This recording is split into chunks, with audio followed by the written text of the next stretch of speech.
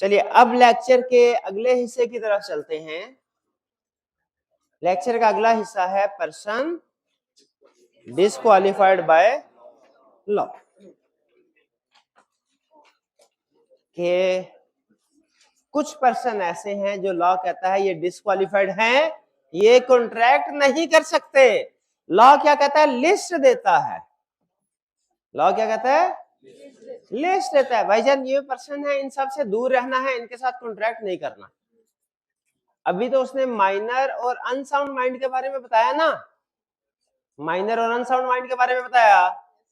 अब वो मजीद कुछ लोगों के बारे में कह रहा है। क्या कह रहा है लॉ? कह रहा है ध्यान से इनको पहचान लो, इनसे दूर रहना है, इनके साथ कॉन्ट्रैक्ट नहीं करना। ये कौन कौन लोग हैं? ठीक है, ये वन बाय वन हमें वो एग्जाम्पल दे रहा है। ब्लू में हमें एग्जाम्पल दे रहा है कौन कौन लोग हैं, और रेड में हमें एक्सप्लेनेशन दे रहा है कि इनके साथ अगर आप कॉन्ट्रैक्ट करते हैं तो उनका स्टेटस क्या होगा। कौन सबसे पहला? Agreement with alien enemy. Alien enemy कौन होता है? एलियन किस? कोई फॉरेनर। और एलियन एनिमी ऐसा फॉरेनर जिसकी कंट्री के साथ पाकिस्तान की जंग हो, रिलेशन खराब ना हो। नहीं नहीं, रिलेशन खराब होना नहीं एलियन एनिमी, जंग होना, एट वॉर हो, तो फिर उस सूरत में वो एलियन एनिमी होगी। पाकिस्तान और इंडिया एलियन एनिमी है कि नहीं? नहीं है एलियन, अभी इस वक्त नहीं है। ठीक है, तो फलस्तीन और इसराइल, हाँ वो एलियन एनिमी है। तो इसका मतलब उनके दरमियान में कोई इस वक्त ट्रेड किसी किस्म की नहीं। जो ऑलरेडी कॉन्ट्रैक्ट अगर पास में हुए भी हैं वो सारे सस्पेंड हो गए, उस वक्त रुके होंगे।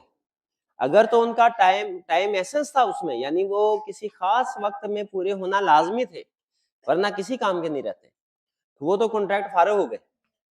बाकी जो कॉन्ट्रैक्ट ऐसे हैं जो कि बाद में वार जब खत्म होगी तो रिज्यूम हो सकते हैं, तो वो उस वक्त रिज्यूम हो जाएंगे। ठीक है, वो पार्टीज की म्यूचुअल कंसेंट पे डिपेंड करता है। तो अगर एग्रीमेंट किया है एलियन एनिमी के, तो याद रखे जंग के दौरान में तो नया एग्रीमेंट कर ही नहीं ना सकते, उसकी तो कोई कानूनी हैसियत ही नहीं है। सवाल नए एग्रीमेंट में है भी नहीं, सवाल है पुराने एग्रीमेंट जो जंग से पहले किए हुए थे, उसके बाद जंग स्टार्ट हुई, क्या वो इन्फोर्सेबल होंगे? लॉ कहता है existing contracts are suspended. Suspended. अब जंग के बाद वो टर्मिनेटेड समझे जाएंगे कि रिवाइव होंगे, ये डिपेंड करता है कॉन्ट्रैक्ट की नेचर पे। जो सालगिरह वाले कॉन्ट्रैक्ट्स थे सारे हैं, वो जो जश्न आजादी वाले कॉन्ट्रैक्ट थे सारे, वो जब टाइम गुजर गया उसके बाद वो किसी काम के नहीं रहते, वो कॉन्ट्रैक्ट टर्मिनेट हो जाएंगे। और जो आलू प्याज इंपोर्ट करना है तो बाद में भी जरूरत है, सारा साल इस्तेमाल होते हैं खाती हैं चीजें, तो वो कॉन्ट्रैक्ट वार के बाद रिवाइव हो जाएंगे। भाई पहला पॉइंट समझ आ गया, एलियन एनिमी। दूसरा point, agreement with convict. Convict कौन होता है?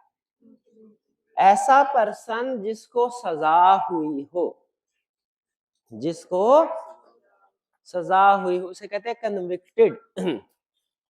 कन्विक्टेड, मुजरिम। ठीक, मुजरिम।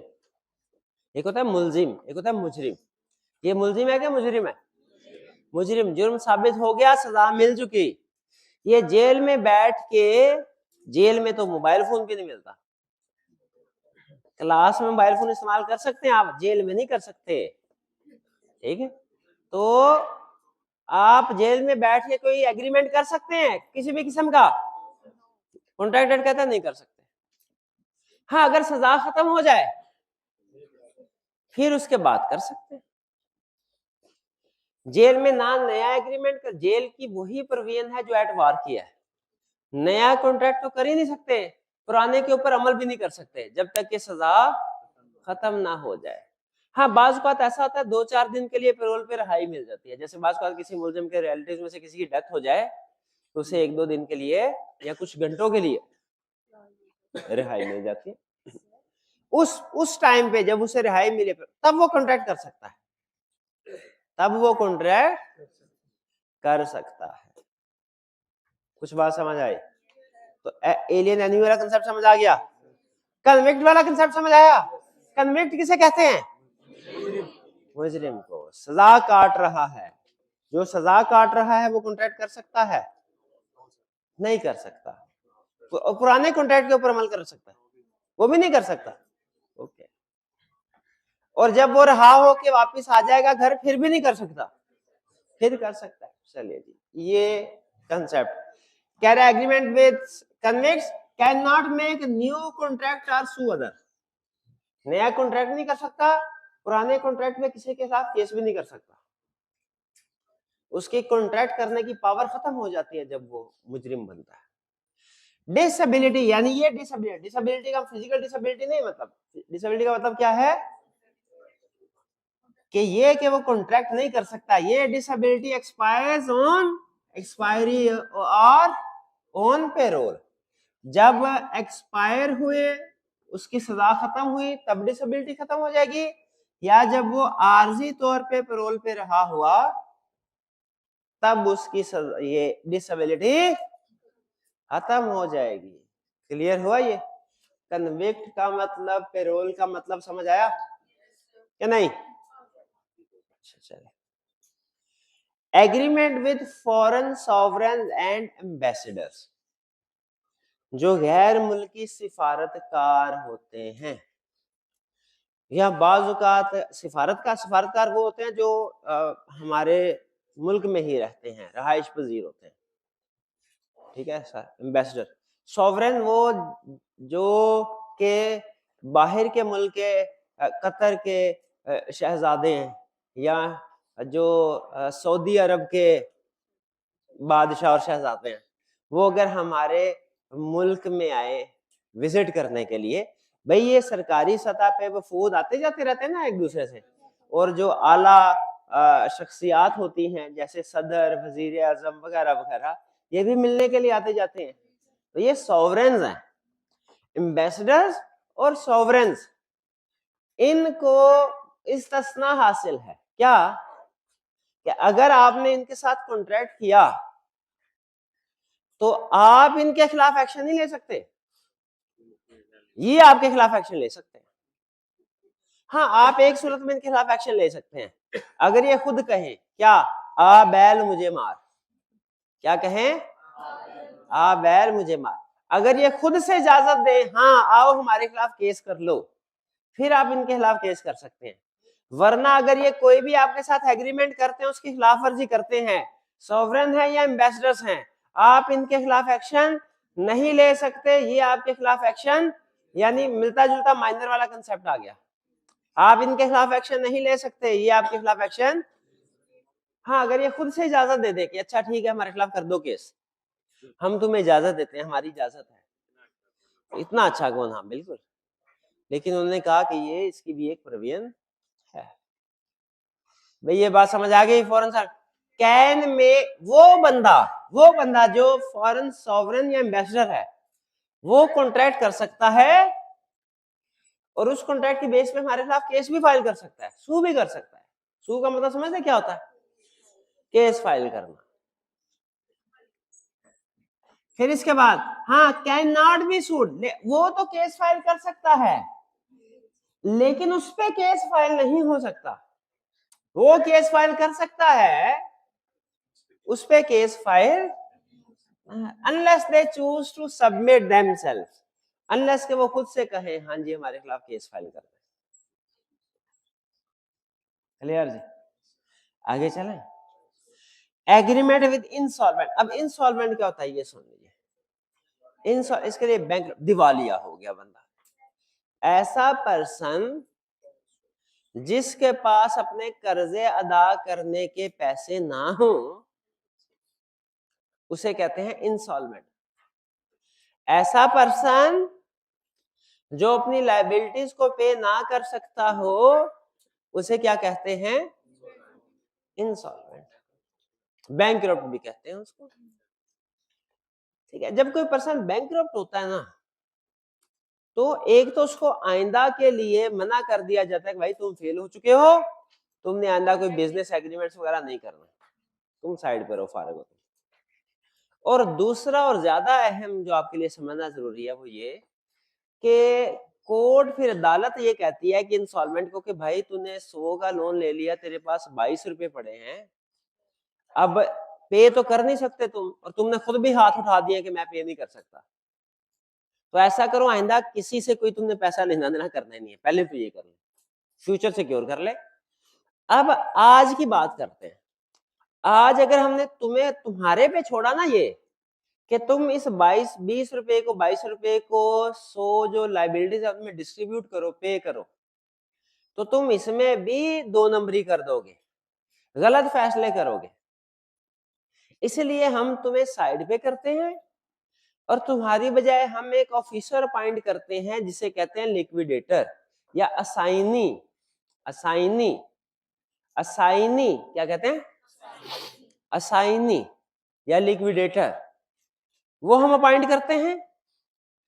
अब वो लिक्विडेटर या असाइनी तुम्हारे एसेट्स बेचेगा सारे मार्केट में अच्छी प्राइस पे, और जितने भी पैसे आए 20, 22, 25, वो सब में उस हिसाब से 20 रुपए आए तो सारे क्रेडिटर को 20% पे कर देगा। ये जो आप बात अकाउंटिंग में एडजस्टमेंट पढ़ेंगे या पढ़ते हैं ना कि डेटर बैड डेट हो गया और 20% रिकवरी होगी, ये 20% असल में वो जो ऑफिशियल असाइनी होता है ना वो बताता है कि इस बंदे के एसेट बेच के 20% पैसे आए हैं हमारे पास और सब में बेचेंगे, हर एक को 20% मिलेंगे।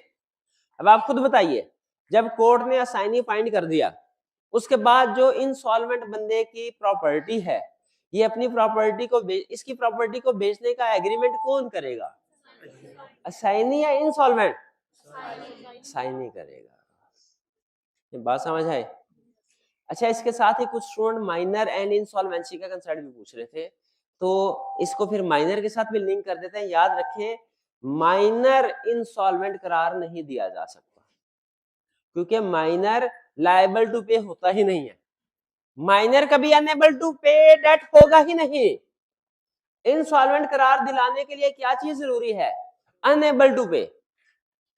और जब माइनर कभी लायबल टू पे है ही नहीं तो अनेबल टू पे भी नहीं हो सकता। ये बात है ना, तो इसलिए minor can not be declared as insolvent. Minor ने अगर आपके पैसे लिए और आपको वापस नहीं अदा किए, आप उसके खिलाफ इंसॉल्वेंसी का केस नहीं कर सकते। क्लियर हुई ये बात? फर्स्ट पॉइंट में एक बात समझ नहीं आई कि फलस्तीन पाकिस्तान और ईरान से कोई कॉन्ट्रैक्ट कर सकते हैं। फलस्तीन एट वार है, क्या वो पाकिस्तान के साथ कोई कॉन्ट्रैक्ट कर सकते हैं? इसका जवाब है यस, क्योंकि पाकिस्तान के लिए फलस्तीन और फलस्तीन के लिए पाकिस्तान एलियन तो है, एलियन एनिमी नहीं है। तो ये दो कंट्री एक दूसरे के साथ एग्रीमेंट कर सकते हैं। इसराइल अमेरिका के साथ कॉन्ट्रैक्ट कर सकता है? बिल्कुल कर सकता है। इसराइल अमेरिका के साथ जितने मर्जी कॉन्ट्रैक्ट करे, नो प्रॉब्लम। फलस्तीन तुर्की के साथ, ईरान के साथ जो मर्जी कॉन्ट्रैक्ट करे, नो प्रॉब्लम।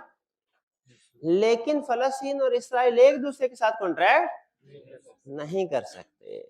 एट वार है ना, एलियन एनिमी है। एलियन एनिमी एक दूसरे के साथ कॉन्ट्रैक्ट नहीं कर सकते, बाकी की वर्ल्ड के साथ कर सकते। ओके जी, ये कंसेप्ट सारा।